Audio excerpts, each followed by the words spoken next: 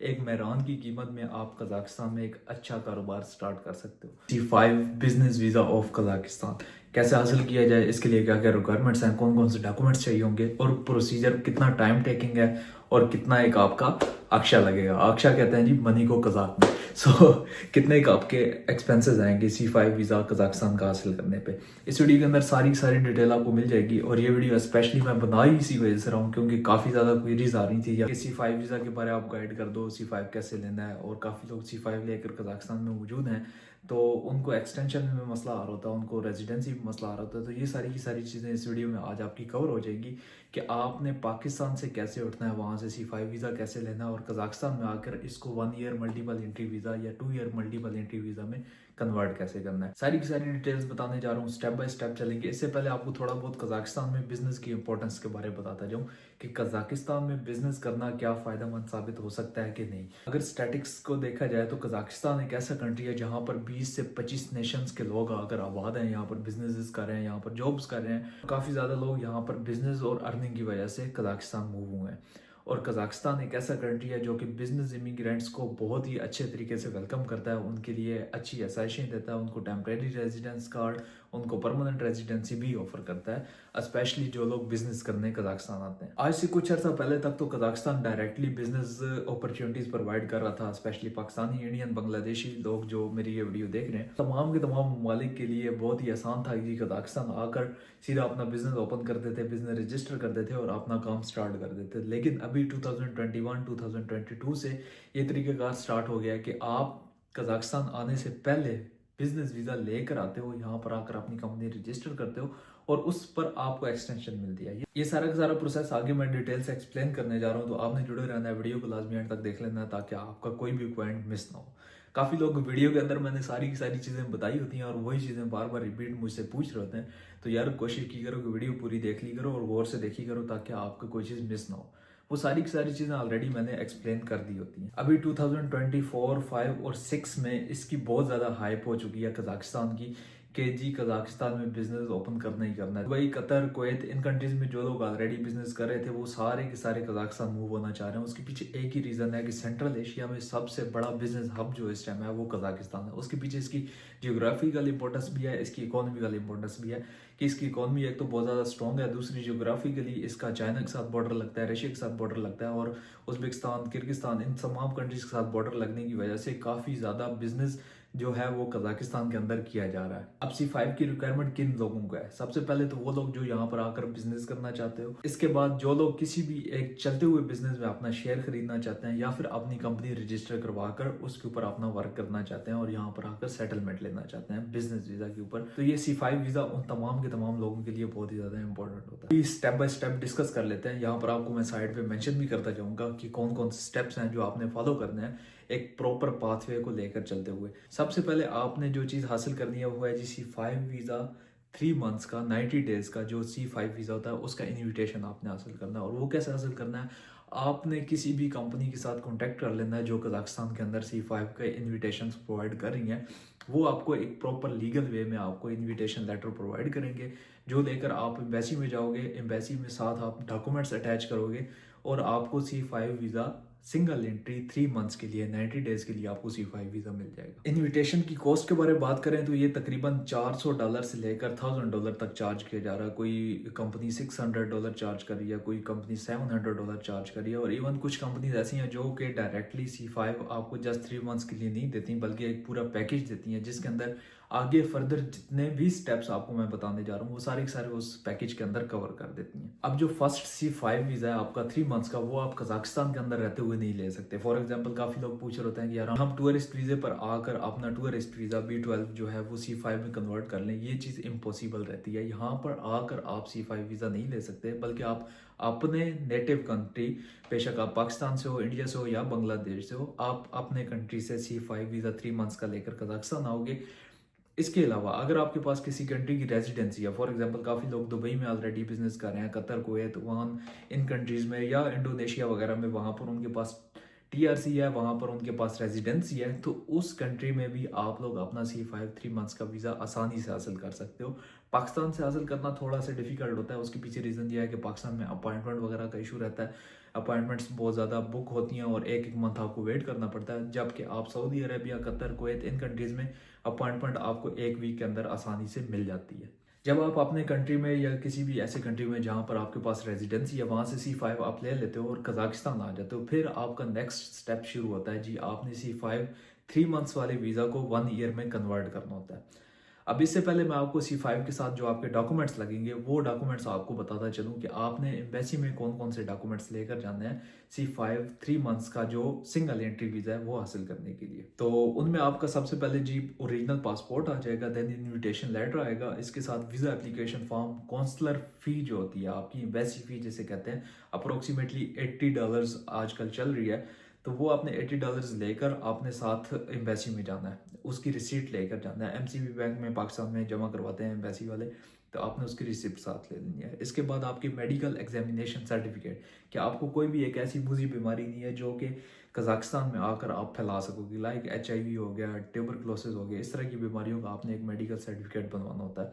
वो sometime required होता है, समटाइम इसके बगैर भी काम चल रहा होता है। इसके बाद आपने बनवा लेना जी अपना पुलिस क्रिमिनल सर्टिफिकेट, कि आपके ऊपर कोई भी FIR वगैरह नहीं है, आपके ऊपर कोई भी करंट केस वगैरह नहीं चल रहा। और देन इसके बाद आपने बनवाना होता है कि एक सर्टिफिकेट होता है जो आपको चैम्बर ऑफ कॉमर्स बना कर देती है कि यार आप किसी भी किस्म की बिजनेस एक्टिविटी कर सकते हो अपने कंट्री में भी और दूसरे कंट्रीज में जाके भी। अब ये सारे डॉक्यूमेंट्स आपने तब रेडी कर लेना है जब आपने अपना इनविटेशन लेटर अप्लाई करना है। उसके साथ साथ आपने ये डॉक्यूमेंट्स की अपनी पूरी फाइल बनाकर रख लेनी है।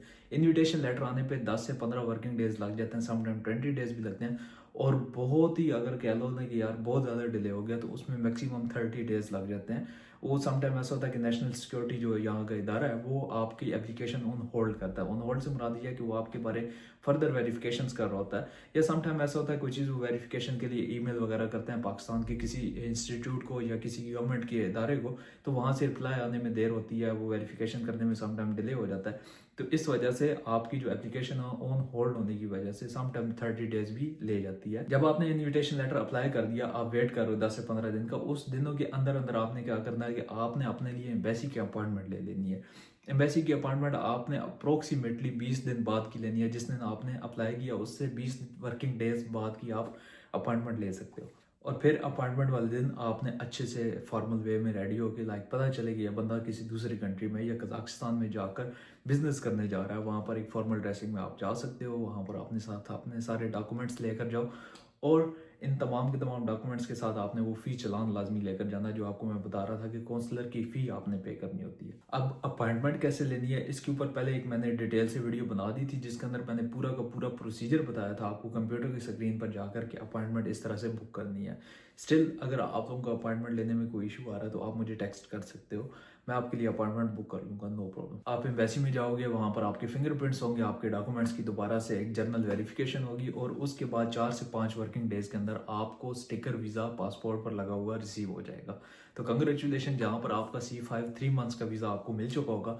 उसके बाद आपने करना है जी फ्लाइट बुक करवानी है और कजाकिस्तान आ जाना है। कजाकिस्तान आने के बाद आपने कौन से मेन काम करने हैं, और जितना जल्दी हो सके आपने फ़ौरन से वो काम स्टार्ट करने हैं, जो कि आपको टिल द एंड ये काम बड़े इंपॉर्टेंट होते हैं और वो आपको बहुत ज़्यादा हेल्प करते हैं। उनमें सबसे पहला काम जो होता है वो आपका पासपोर्ट का रशियन लैंग्वेज में ट्रांसलेशन और नोटरी, ये आपने लाजमी करवा लेनी है, क्योंकि आपकी हर जगह पे पासपोर्ट की नोटरी रिक्वायर्ड होती है। हर जगह पे आपको इसकी डिमांड की जाती है कि आपने कोई भी चीज़ नहीं ओपन करनी है, कंपनी ओपन करनी है, अपना वीज़ा एक्सटेंड करवाना है, तो उसके लिए आपका पासपोर्ट रशियन लैंग्वेज में ऑलरेडी ट्रांसलेटेड होना मस्ट है। जब आपका पासपोर्ट ट्रांसलेट हो जाएगा तो उसके बाद आपने करना है जी, आपने लिए इन नंबर है अप्लाई करना है। अब इन नंबर क्या है, इंडिविजुअल आइडेंटिटी नंबर है, जो कि कजाकिस्तान के अंदर दिया जाता है। जैसे पाकिस्तान के अंदर ID कार्ड नंबर होता है, सेम एज इट इज़ एक फॉरेनर के लिए इन नंबर होना लाजमी है कजाकिस्तान के अंदर, और यही आपकी टैक्स ID भी कहलाती है कि इन नंबर पर आपका टैक्स वगैरह आता है। सो इन नंबर आपने बनवा लेना है, पासपोर्ट की ट्रांसलेशन करवा लेनी है। देन जो आपका थर्ड काम होगा वो होगा जी opening a company in Kazakhstan, जो कि हमारा एक मेन गोल रहने वाला है इस वीडियो में, कि आपने कंपनी कैसे ओपन करनी है। इसके बारे में आपको A to Z सारी गाइडेंस देने लगा हूँ, तो जुड़े रहना है, बोर नहीं होना आपने।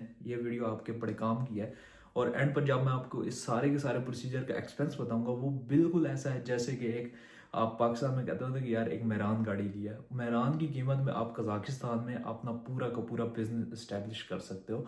सो इस वीडियो को लाजमी आपने एंड तक देख लेना। अब जब आपने कंपनी ओपन करनी है उसमें आपके पास 2 या 3 मेन ऑप्शंस रहते हैं। या तो होता है कि आप किसी भी ऑलरेडी वर्किंग कंपनी के शेयर्स वगैरह खरीद लो, वहाँ पर आप पार्टनरशिप कर लो किसी भी कंपनी में, कोई रेस्टोरेंट की कंपनी है, कोई भी आप इंपोर्ट एक्सपोर्ट की कंपनी ऑलरेडी रजिस्टर्ड है तो आप उसके अंदर अपनी पार्टनरशिप वगैरह कर लो। लेकिन अगर आप चाहते हो कि आप टोटली इंडिपेंडेंट कंपनी बनाओ तो आप LLP और JSC की तरफ जा सकते हो, लिमिटेड लायबिलिटी प्रोग्राम और ज्वाइंट स्टॉक कंपनी से। अब जो बिजनेसमैन है उनको इन चीज़ों का अच्छे से पता होगा कि LLP क्या है और JSC क्या है, इसके ऊपर मुझे ज़्यादा डिटेल में जाने की ज़रूरत नहीं है।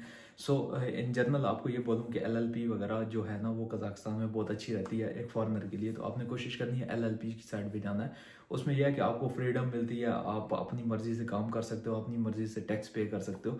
सो आई विल रिकमेंड कि एवरी पर्सन जो कि पाकिस्तान और इंडिया या बांग्लादेश से आ रहा है वो कोशिश करे कि LLP की तरफ जाए। JSC में थोड़े से कॉम्प्लिकेशंस होते हैं, बेटर है कि आप LLP की तरफ जाओ। अब जब आपने ये डिसाइड कर लिया कि LLP हमने बनानी है तो आपने डिसाइड करना है कि इसकी कैटेगरी क्या है। कैटेगरी में आप सबको ये सजेस्ट करता हूँ कि जो कारोबार आप पाकिस्तान में या इंडिया में ऑलरेडी कर रहे हो उसी कारोबार को लेकर कजाकिस्तान में आगे बढ़ाओ। फॉर एग्जांपल आपके पास कोई भी मैन्युफैक्चरिंग की फैक्ट्री है, काफ़ी ज़्यादा लोग मुझसे कॉन्टैक्ट करते हैं जिनके पास मेडिकल इंस्ट्रूमेंट्स, उनके पास मेडिकल डिवाइसेस, जिनके पास लेदर इंडस्ट्री है पाकिस्तान के अंदर, वो लेदर की जैकेट्स वगैरह बना रहे हैं, लेदर शूज़ बना रहे हैं। इसी तरह खेलों का सामान बन रहा है, स्पोर्ट्स का सियालकोट के अंदर काफ़ी ज़्यादा बिजनेसमैन वहाँ से इंटरेस्टेड हैं कजाकिस्तान आने के लिए। तो ये वीडियो उन तमाम लोगों के लिए जो भी किसी भी किस्म का बिजनेस पाकिस्तान में कर रहे हैं और उसको कजाकिस्तान एक्सटेंड करना चाह रहे हैं।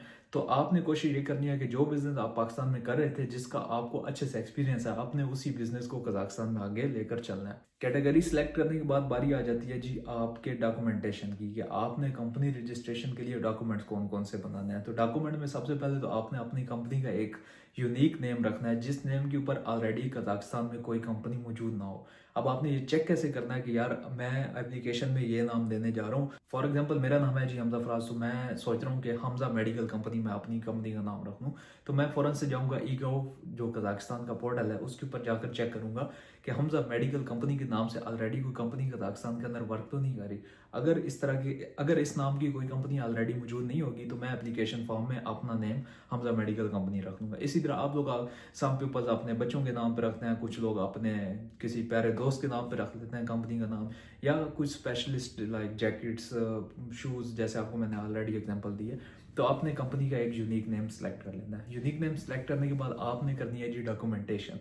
अब डॉक्यूमेंटेशन में क्या क्या चीज़ आपने अपनी कंपनी ओपन करने के लिए अरेंज करनी है, उसमें पहले जो आपको मैंने बताया था कि इन नंबर को चाहिए होगा, नोटराइज्ड आपकी पासपोर्ट की कॉपी चाहिए होगी। इसके साथ साथ जो आपको मेन चीज चाहिए होती है वो होती है जी ऑफिस लीज एग्रीमेंट। अब आपने अपने लिए कोई भी एक छोटा सा ऑफिस ले लेना है, कोई भी एक बड़ी सी दुकान ले लेनी है, जितना आपकी इस्तात हो, जितना आप रेंट पे कर सकते हो और जितना आप जिस लेवल तक इस बिजनेस को एक्सपेंड करना चाहते हो उस हिसाब से आपने अपने लिए कोई एक ऑफिस सेलेक्ट कर लेना है। बेशक ऑफिस सेलेक्ट करें, वेयर हाउस सेलेक्ट करें, कोई बिजनेस जो सेंटर होते हैं उसके अंदर आप कोई शॉप वगैरह ले सकते हो, कोई ऑफिस ले सकते हो, और उसका आपने एक लीज एग्रीमेंट बनाना है जो कि मिनिमम 6 मंथ्स का होना चाहिए। उस लीज एग्रीमेंट को आपने अपने पास रखना है, नोटराइज पासपोर्ट की कॉपी और ये नंबर। ये आपके पास ये सारे के सारे डॉक्यूमेंट्स कंप्लीट हो जाएंगे तो आपने क्या करना है जी ऑनलाइन अप्लाई करना है, और ऑनलाइन अप्लाई करने के 30 से 50 मिनट के अंदर अंदर आपको आपकी कंपनी रजिस्ट्रेशन का नोटिफिकेशन मिल जाता है कि आपकी कंपनी वाकई रजिस्टर्ड हो चुकी है। अब आपने ये डॉक्यूमेंट सेव करना है, इसके साथ साथ आपके जो पुराने सारे डॉक्यूमेंट्स हैं वो आपने साथ रखते हुए आपने जाना है जी बैंक अकाउंट ओपन करने के लिए। आपने जब बैंक अकाउंट ओपन करना है, यहाँ पर 2 मेन बैंक्स हैं, कास्पी और हेलिक। ये बैंक अकाउंट हर बंदे के पास है यहाँ पर, तो आपने कोशिश करनी है कास्पी ओपन कर लें, और अगर आपको जरूरत लगती है कि आप 2 बैंक ओपन करना चाहते हो तो आप साथ हेलिक बैंक भी ओपन कर सकते हो। बैंक अकाउंट ओपन करने के बाद आपने सेलेक्ट करना है जी एक अपना कंपनी का रिप्रेजेंटेटिव, कि आपकी कंपनी को कौन सा बंदा चलाएगा। फॉर एग्जाम्पल मैं हूँ, मैं अपने नाम पे कंपनी बना रहा हूँ तो मैं अपना नाम एज अ रिप्रेजेंटेटिव दे दूंगा। इसके साथ आप डायरेक्टर वगैरह इस तरह करके ओहदे आप सिलेक्ट कर सकते हो। अगर आपके पास यहाँ पर लोकल पर्सनस के कॉन्टैक्ट्स हैं जो आपके साथ कंपनी में शामिल होना चाहते हैं तो आप उन लोगों को अपने साथ ऐड करके एक पूरा स्टाफ रजिस्टर करवा सकते हो। लेकिन अगर आप बाद में करवाना चाहो तो ये भी आपके पास पॉसिबिलिटी होती है। स्टार्टिंग में आप just single person company register करो और उसके बाद अपने साथ स्टाफ ऐड कर सकते हो। इवन कि आप लोग पाकिस्तान से भी अपने साथ वर्कर्स को अटैच कर सकते हो जिनके पास C3 वीज़ा होगा, वर्क वीज़ा। अच्छा, एक और चीज़ बताता जाऊँ, ये वीडियो सिर्फ और सिर्फ बिजनेसमैन लोगों के लिए है जो लोग कजाकिस्तान में आकर कारोबार करना चाहते हैं। इस वीडियो में वर्क वीज़ा और जॉब वीज़ा के बारे में कोई इन्फॉर्मेशन नहीं मिलेगी। हाँ, अगर आप लोग चाहते हो तो लाजमी इस चैनल को सब्सक्राइब कर लो। नेक्स्ट वीडियोस में आपको वर्क वीज़ा और जॉब वीज़ा के बारे इंफॉर्मेशन मिल जाएगी, लेकिन इस वीडियो में जस्ट और जस्ट हम बात करेंगे C5 वीज़ा ऑफ कजाकिस्तान की, जो कि एक बिजनेस इमिग्रेंट वीज़ा है। जब आपकी कंपनी रजिस्ट्रेशन हो जाएगी उसके बाद आपने EDS ले लेना है, इलेक्ट्रॉनिक डिजिटल सिग्नेचर, जो कि एक आपके पास फाइल होती है, एक PDF होता है, वर्ड फाइल होती है, वो आपने अपने पास सेव रखनी होती है। वो आपकी हर जगह पर लागू होती है। आप कभी भी ऑनलाइन इनका गवर्नमेंट सर्विसेज लेने के लिए आप इनके ऑफिस में जाते हो तो वहाँ पर आपसे EDS डिमांड किया जाता है। ये जस्ट ऐसा ही है कि जैसे पाकिस्तान में आपके पास एक आइडेंटिटी कार्ड हर जगह पे मांगा जाता है, इसी तरह EDS कजाकिस्तान के अंदर मांगा जाता है। ये बेसिकली नेशनल सर्टिफिकेट अथॉरिटी है जो कि EDS आपका इशू करती है, तो आपने ये भी लाजमी अपने लिए इशू करवा लेना है, इसको आपने स्किप नहीं करना। EDS बनने के साथ साथ आपने कोशिश करनी है जी अपने लिए लाइसेंसिंग प्रोसेस कर लेना है। कुछ बिजनेस ऐसे हैं जिनके लिए लाइसेंस की ज़रूरत होती है। फॉर एग्जांपल एजुकेशनल बिजनेस हो गया, आप यहाँ पर आकर कोई भी इंग्लिश लैंग्वेज स्कूल बनाना चाहते हो, या फिर रेस्टोरेंट का बिजनेस हो गया। इसी तरह आप अगर कोई मेडिकल का बिजनेस करना चाह रहे हो, इंस्ट्रूमेंट्स का बिजनेस करना चाह रहे हो, तो उनके रिलेटेड जितने भी इदारे होते हैं उनसे आपने लाइसेंस हासिल करना होता है कि आप कजाकिस्तान में एक प्रॉपर वे से ये बिजनेस कर सकते हो, और वो लाइसेंस आपके पास हर वक्त होना लाजमी है। तो आपने टाइम वेस्ट नहीं करना, कोशिश करना है कि जिस दिन ही आप कजाकिस्तान लैंड हो, आप डेफिनेटली कजाकिस्तान में बिजनेस करने आए हो तो यहाँ पर आपने घूमना फिरना एंजॉय करना, इसको एक साइड पे रख देना है, और आपने कोशिश करनी है कि पहले अपने बिजनेस की तरफ माइंडसेट बनाओ। काफी लोग होते हैं जो कजाकिस्तान एंटर होने के बाद अपना काफी टाइम वेस्ट कर देते हैं, ना कि अपना इन नंबर रजिस्टर करवाते हैं, ना ही अपने पासपोर्ट की नोटराइजेशन करवाते हैं। जस्ट इस वेट में रहते हैं कि कोई बंदा आएगा उनकी हेल्प करेगा। अगर आप लोग पूरा पैकेज लेकर आए हो तो डेफिनेटली आप लोग रिलैक्स होकर आ सकते हो कि यार आपने जिस कंपनी को पे किया है वो आपके लिए सारा का सारा प्रोसीजर करेगी, आपका हाथ पकड़ के ले जाएगी इस ऑफिस में, वहां से पकड़ के दूसरे ऑफिस में ले जाएगी, वो आपके सारे के सारे काम करवाती जाएगी। आपको बेफिक्र हो कि जस्ट अपनी प्रेजेंस देनी है। लेकिन अगर आप बगैर किसी कंपनी के आ रहे हो और आपने सेल्फ पर ये सारा काम करना चाह रहे हो, एक्सप्लेन मैंने आपको ऑलरेडी सारा का सारा प्रोसीजर कर दिया। इसके अलावा और कोई चीज़ नहीं है ऐसी कि जो आपको एक्स्ट्रा करनी होगी। बैंक अकाउंट बनाने के बाद आपने डिपॉजिट कर लेना है, और डिपॉजिट अप्रोक्सीमेटली $200 के करीब होता है, वो इतना ज़्यादा कोई डिपॉजिट नहीं है। वो आपने डिपॉजिट करना है उस बैंक में ताकि आपका बैंक अकाउंट एक्टिव हो जाए। तो अब ये कंपनी ओपन करने का सारा जो प्रोसीजर है ये 5 to 7 डेज आपके ले सकता है। इसके अंदर जितने भी आपको मैंने डॉक्यूमेंट्स बोले हैं ये सारे के सारे पूरे करते हुए फिर आपको ऑनलाइन अप्लाई करते हुए तो 5 to 7 डेज आपने माइंड में रखना है कि आपका कंपनी ओपनिंग पर लग सकते हैं। देन जैसे ही आपकी कंपनी ओपन हो जाती है, आपके पास इन नंबर है, पासपोर्ट की कॉपी है, सारा कुछ आपके पास मौजूद है, उस टाइम आपने क्या करना है कि आपने एक हुकूमत से एक लेटर लेना है जिसके ऊपर मेंशन होगा कि आप C5 वीज़ा जो कि 3 मंथ्स का था उसको आप 1 ईयर के मल्टीपल एंट्री वीज़ा में या 2 ईयर के मल्टीपल एंट्री वीज़ा में कन्वर्ट कर सकते हो। और उसके लिए आपको कजाकिस्तान से बाहर जाने की कोई ज़रूरत नहीं है। यहीं पर रहते हुए आपका 3 मंथ्स का जो C5 वीज़ा है वो 1 ईयर के मल्टीपल एंट्री वीज़ा में कन्वर्ट हो जाता है, या 2 ईयर के मल्टीपल एंट्री वीज़ा में कन्वर्ट हो जाता है। इनकी फीसेस डिफरेंट है। $200 है जी 1 ईयर के मल्टीपल एंट्री वीज़ा की, $400 है जी 2 ईयर के मल्टीपल एंट्री वीज़ा की। तो आपने ये फीसेस इमिग्रेशन ऑफिस में जाकर पे कर दिया, और उसके साथ आपने एप्लीकेशन फॉर्म दोबारा से फिल करना है एक्सटेंशन का, और वहीं पर रहते हुए आपको 3 to 4 वर्किंग डेज के अंदर C5 वीज़ा जो है एक्सटेंड होकर 1 ईयर मल्टीपल एंट्री वीज़ा मिल जाएगा। तो ये है जी बिजनेस रजिस्टर करने का प्रोसेस। अगर हम इस सारे के सारे प्रोसेस की एस्टिमेटेड कॉस्ट की बात करें तो ये अप्रोक्सीमेटली आपका $2500 से लेकर $4000 के दरम्यान में एक्सपेंस आता है। और ये इतना ही एक्सपेंस बनता है जैसे आपको मैंने ऑलरेडी बताया कि यार एक मेहरान की कीमत में आप कजाकिस्तान में एक अच्छा कारोबार स्टार्ट कर सकते हो। तो जो लोग ये कहते हैं कि यार हमारे पास इन्वेस्टमेंट नहीं है, हमारे पास 10-15 लाख की इन्वेस्टमेंट नहीं है, तो वो लोग खुदारा कजाकिस्तान मत आओ। आप लोग रोल जाओगे यार, आप लोगों को लोग ऐसे लूटेंगे यार, आपको समझ ही नहीं आएगी कि यार आप यहाँ पर आ गए हो। ठीक है, तो अगर आपके पास एक बैकअप प्लान है, फॉर एग्जांपल आपके पास 50 लाख की इन्वेस्टमेंट पड़ी है, तो आप लोग तब कजाकिस्तान की तरफ मूव करो जिसमें से आपके 8-9 लाख इन्वेस्ट हो जाएंगे, बाकी आपके पास बैकअप प्लान मौजूद होगा। मैं ये नहीं कह रहा कि 50 का 50 लाख आपने लाजमी आते ही यहाँ पर लगा देना है, नहीं। आपने कोशिश ये करनी है कि आपने 10 लाख 15 लाख से स्टार्टअप लेना है, अगर आपका काम चल पड़ता है, आपको इसमें काफ़ी अच्छा रेवेन्यू जनरेट हो रहा है, आपको प्रॉफिट्स होने स्टार्ट हो जाते हैं, देन आपने क्या करना है कि आपने आहिस्ता आहिस्ता आपने जो आपका कैपिटल है उसको बढ़ाना है, यहाँ पर इन्वेस्टमेंट मजीद से मजीद करनी है और इंशाल्लाह आपको मज़ा आएगा यहाँ पर काम करते हुए। देन इसके बाद आपकी फॉर्मेलिटी शुरू हो जाती हैं जी, आपने अपने लिए एक जगह रेंट पर लेनी होती है, वो रेंट पर लेकर अपना कारोबार स्टार्ट करना होता है, स्टाफ हायर करना होता है और एज सच आगे से आगे फर्दर प्रोसीजर बढ़ता जाता है। तो जो डॉक्यूमेंटेशन है, वीज़ा की रिक्वायरमेंट्स हैं, ये सारी की सारी चीज़ें मैंने आपको इस वीडियो में क्लियर कर दी हैं। अगर हम बात करते चलें कि यहाँ पर मेजर फेमस बिजनेसेस कौन से हैं जो कि पाकिस्तानी लोग यहाँ पर आकर कर सकते हैं, तो लोगों के माइंड में ये होता है कि यार मुझसे काफ़ी ऐसे लोग रब्ता करते हैं, यार हमने कजाकिस्तान में आकर ढाबा बनाना है। यार मैं कहता हूँ आप लोग पाकिस्तान में रहो, खुदा का वास्ता है पाकिस्तान में रहो। जो 9-10 लाख रुपए लगाकर आप कजाकिस्तान आओगे और यहाँ पर आकर आपने फिर ढाबा ओपन करना है, उसमें कोई ऐसा चर्निंग नहीं है मेरे भाई। अगर बिजनेस करना है तो यहाँ की मार्केट को compete करते हुए करना है, ठीक है। अगर मेडिकल का काम कर रहे हो आप लोगों के पास ऐसे इंस्ट्रूमेंट्स, आप लोगों के पास ऐसी डिवाइसेस होनी चाहिए जो कि यहाँ की मार्केट में एक्सेप्टेबल हो, यहाँ के स्टैंडर्ड्स के मुताबिक हो और उनकी प्राइस जो है वो आपकी यहाँ की मार्केट के हिसाब से थोड़ी कम होगी, तभी आप लोग यहाँ पर सेल कर पाओगे। सेम एज इट इज़ ये सारी के सारे कारोबार में लागू होता है। मेरे पास ऐसे सैंपल्स रिसीव होते हैं यार, मेरे पीछे बैग भरा पड़ा है सैंपल से, जिसके अंदर गारमेंट्स और बिल्कुल यार थर्ड क्लास जो शर्ट्स होती हैं वो लोग अपनी सैंपल्स के तौर पे भेज रहे होते हैं। यार ऐसी चीज़ें यहाँ पर नहीं चलती, उनमें क्या ही मार्जिन आएगा, इतना तो आपका डिलीवरी पर एक्सपेंस आ जाता है जितना आप एक्सपेक्ट कर रहे होते हैं कि यार हमें प्रॉफिट हो। तो कोशिश करो वो चीज़ एक्सपोर्ट करो जो वाकई एक्सपोर्ट क्वालिटी की बनाई है आपने। इस तरह आपने बिजनेस करना है। यहाँ पर आकर काफ़ी अच्छा काम है। बिजनेस के साथ साथ आप और एक्टिविटीज़ में इन्वॉल्व हो सकते हो। लाइक यहाँ पर आप सम पीपल्स जो लोग यहाँ पर बिजनेस हासिल कर लेते हैं वो टैक्सी सर्विसेज यूज़ करते हैं। इस तरह साइड हसल्स करके भी काफ़ी ज़्यादा अर्निंग कर सकते हैं। बाकी यहाँ पर एक्सपेंसेस की बात करें तो उस पर भी ऑलरेडी मैंने एक सारी डिटेल वीडियो बनाई हुई है, मेरे चैनल के अंदर मौजूद है कि यार कितना एक एक्सपेंस आ जाता है कजाकिस्तान में रहने का।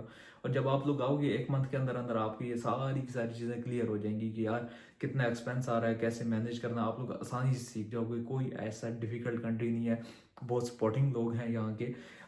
जस्ट आपको कोशिश ये करनी है कि आप यहाँ की लैंग्वेज और कल्चर को फॉलो करो। आप किसी और की कंट्री में आए हो, वहाँ के रूल्स को आप फॉलो करो, तो इंशाल्लाह मज़ा आएगा आपको यहाँ पर काम करते हुए। मेरे पास काफ़ी ज़्यादा क्वेरीज होती हैं गारमेंट्स की, इसके बाद स्पोर्ट्स के जो सामान यहाँ पर भेजना चाह रहे होते हैं लोग। तो मैं यही रिकमेंड करूँगा कि आप लोग अपनी क्वालिटी पर कॉम्प्रोमाइज़ ना करो, क्योंकि मेरे पास काफ़ी ज़्यादा सैंपल्स आते रहते हैं, लोग भेजते हैं यार ये हमारी मार्केटिंग कर दो, ये कर दो। लेकिन मेरी फील्ड मेडिकल की है तो मैं मेडिकल फील्ड को थोड़ा प्रेफर करता हूँ, बाकी चीज़ों में मैं इतना ज़्यादा इंटरेस्ट शो नहीं करता। उसके पीछे एक ही रीज़न है कि हमारे पास इतना ज़्यादा टाइम नहीं होता कि हम हर चीज़ की मार्केटिंग करें। अलबत्ता मेडिकल की मार्केटिंग के लिए आप लोग हमसे रब्ता कर सकते हो। तो ये था जी सारा का सारा प्रोसीजर कि आपने कजाकिस्तान का C5 वीज़ा कैसे हासिल करना है। तो उम्मीद है आपको वीडियो अच्छी लगी होगी। अगर आपके कोई भी क्वेश्चन हैं आप लोग कमेंट बॉक्स में पूछ सकते हो। चैनल को लाजमी सब्सक्राइब करें, क्योंकि इसके ऊपर एक्सप्लोर कजाकिस्तान की पूरी एक प्लेलिस्ट मौजूद है जिसके अंदर मैंने कजाकिस्तान की काफ़ी सारी चीज़ें एक्सप्लेन की हैं। यहाँ पर हमें रहते हुए 4 साल का जितना भी एक्सपीरियंस है वो सारा का सारा मैंने वहाँ पर डाला हुआ है कि यार कैसे आपने यहाँ पर सर्वाइव करना है। उम्मीद है वीडियो अच्छी लगी होगी। अगर तो अच्छी लगी है like comment share and subscribe करना मत भूलिएगा। दुआ में याद रखिएगा अपने दोस्त डॉक्टर हमजा फराज को। मिलते हैं इंशाल्लाह नेक्स्ट वीडियो में, तब तक के लिए खुदा हाफिज़।